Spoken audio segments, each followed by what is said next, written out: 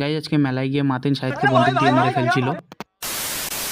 তো এইসব ঘটনাটা তোমাদেরকে প্রথম থেকে বলি। তো সন্ধ্যা হতে সব বন্ধু বান্ধব বার হয়ে পড়লাম, আর সন্ধ্যে 6টার সময় সংসারের রাস্তা কতটা অন্ধকার ছিল একবার দেখো। আর গেট দিয়ে ঢুকে গেলাম মেলার মধ্যে। তো এবারে সেরকম ভিড় ছিল না মেলাতে, আর মালটা এসেই শুরু হয়ে গেল মেয়েদের পিছনে লাগতে। আর গাইজ এটা কি ছিল?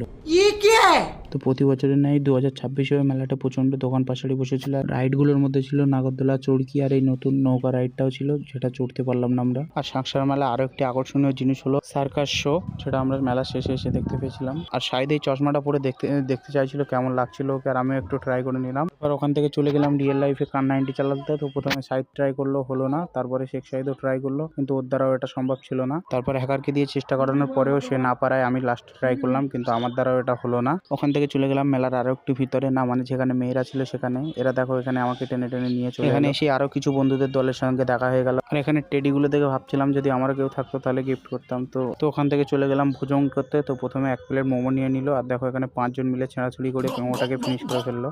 তারপরে আরো কিছু খাওয়ার জন্য চলে আসলাম এই পাপড়ি চাটের দোকানে, আর এখানে শাহিদকে বানিয়ে দিলাম ওয়েটার। এখানে সেই সেম কেসটাই ঘটলো, একটা প্লেট নিয়ে 5 জন মিলে টানটানি করে খেয়ে নিলাম। তো খাওয়া দাওয়া কমপ্লিট করে ঠান্ডার মধ্যে আমরা কাঁপতে কাঁপতে বাড়ি যেতে থাকি। আর তোমরা চ্যানেল নতুন হলে চ্যানেলটা সাবস্ক্রাইব করে দিও। বাই।